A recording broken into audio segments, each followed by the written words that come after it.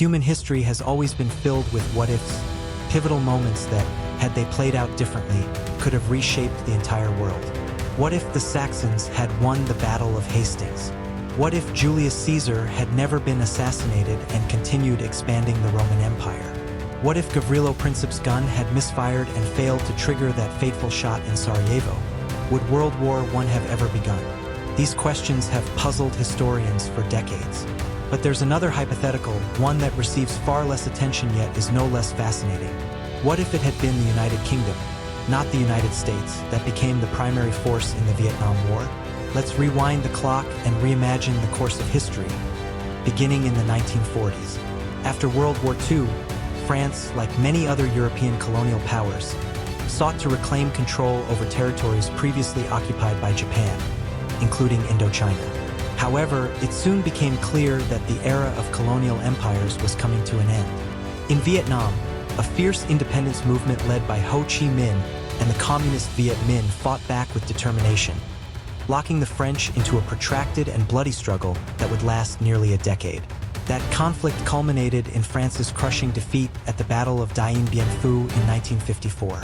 The loss forced Paris to sign the Geneva Accords, leading to the partition of Vietnam into two separate states, a communist North aligned with the Soviet bloc and a capitalist South backed by the West. This division became one of the earliest and clearest flashpoints of the Cold War, a symbol of the growing ideological clash between East and West. In our actual timeline, the United States gradually took over France's role in supporting South Vietnam. At first, American involvement was limited to military advisors, but over time it escalated into a full-scale deployment of combat troops. By 1965, the Vietnam War had become a total war for the U.S., one that would last 8 grueling years, cost hundreds of billions of dollars, and involve millions of American servicemen. The U.S. finally withdrew in 1973, and just 2 years later, the North Vietnamese forces captured Saigon, reunifying the country under a communist regime. But what if, purely hypothetically, the United States had stayed out of the conflict altogether, and it had been the United Kingdom that stepped up to lead the Western effort in Vietnam? Imagine the year is 1965. Washington decides to sit this one out. Meanwhile, across the Atlantic, the British government in London grows increasingly anxious as communism spreads rapidly across Southeast Asia. Unwilling to watch from the sidelines, Britain chooses to act. The Union Jack is raised over a faraway tropical land, once a French colony, and a new, unexpected chapter in global history begins. As unlikely as this scenario might seem, Britain was no stranger to counterinsurgency operations in the region. Between 1948 and 1960, the British military conducted a major campaign during the Malayan Emergency, a conflict that saw them battling the Malayan National Liberation Army, a communist guerrilla force. Crucially, the strategy used by the British in Malaya differed drastically from the American tactics later deployed in Vietnam. Rather than overwhelming force and carpet-bombing jungles with napalm, the British adopted a more focused and deliberate approach. They emphasized precise intelligence gathering, highly targeted special operations, and, perhaps most importantly, winning the hearts and minds of the local population through civic engagement and social infrastructure. The British approach was like a precise scalpel cut, in stark contrast to the American method of smashing a fly with a sledgehammer. Just look at the numbers. During the Vietnam War, the United States deployed more than 2.7 million troops, spanning battlefields from the lowlands to the mountains. In contrast, during the Malayan Emergency, the largest force the British ever deployed was only about 40,000 troops from Britain and the Commonwealth. The bulk of the remaining force, estimated to be up to 450,000, was recruited from local police, indigenous militias, and native communities. If we assume that the United Kingdom had taken the lead role in the Vietnam War, we might imagine that they would have formed a British-style multinational coalition consisting of regular British Army forces, troops from Australia and New Zealand, and the famed Gurkhas renowned for their loyalty and tenacious combat skills. Some units from former British colonial forces, such as the King's African Rifles, would not have appeared on this battlefield as they had already been disbanded in the early 1960s. However, even with the combined efforts of the Commonwealth nations, the total force Britain could deploy would never come close to matching the colossal war machine of the United States. The lack of manpower and massive budget would likely force Britain to take a completely different approach, not just in terms of tactics, but in their overall vision for the war. America's military strategy in Vietnam focused heavily on eliminating enemy forces at all costs.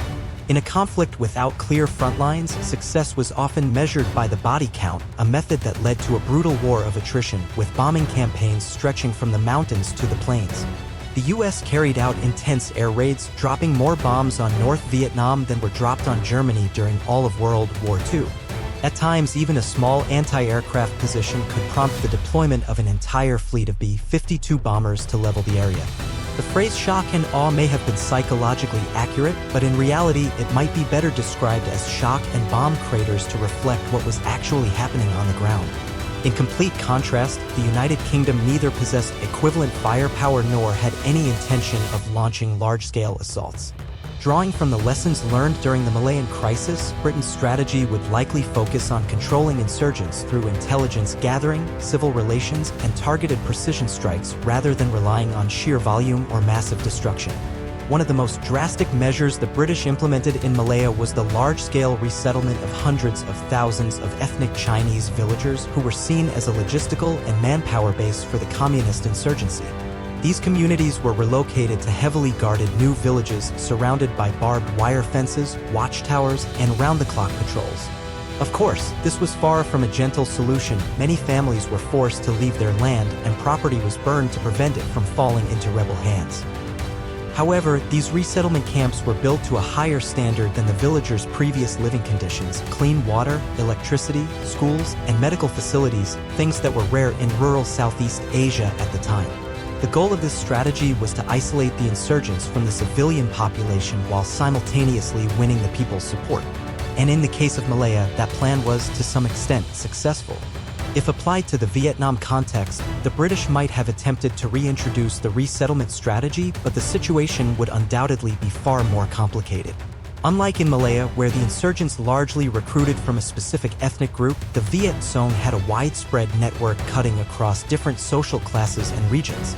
Forcibly relocating large numbers of civilians in Vietnam would not only be ineffective but could also backfire severely both politically and ethically on the domestic and international stage. Nonetheless, the core British philosophy, isolating insurgents, ensuring civilian safety, and waging a selective, targeted war would likely remain in place. They might have pursued a strategy of pacifying one area at a time in a bottom-up map-clearing style, securing local regions rather than launching a full-scale campaign. Their combat style would also have been markedly different. Britain would not have deployed fleets of helicopters and tanks en masse like the United States.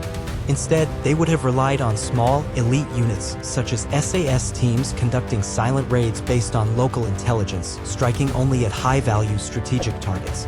Imagine SAS operatives weaving through the jungle under the cover of night, moving silently without leaving a trace rather than the thunderous bombing runs that shook entire regions. This would be a war of precision, not of destruction. In this hypothetical British-led war in Vietnam, the role of maintaining order in civilian areas would not fall to the military. Instead, it would be handed over to civil security forces, such as police units, paramilitary task forces, and local militias backed by the government.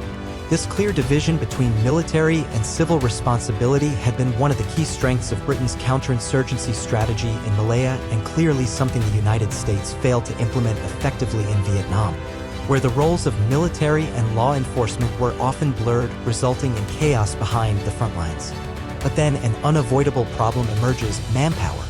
In actual history, the United States was forced to implement a mandatory draft, conscripting over 2 million young American men into military service. An action that sparked fierce public backlash and shook the foundations of American society throughout the 1960s and 70s. Anti-war protests erupted across college campuses, Woodstock became a symbol of cultural resistance, and draft cards were publicly burned in the streets as acts of defiance against the government. In contrast, the United Kingdom abolished conscription in 1960, and if the hypothetical scenario of a British-led Vietnam War had come to pass, it's highly likely they would not have reinstated the draft. That would mean the military campaign would have to rely solely on volunteers and professional soldiers, resulting in a smaller, more tightly controlled force.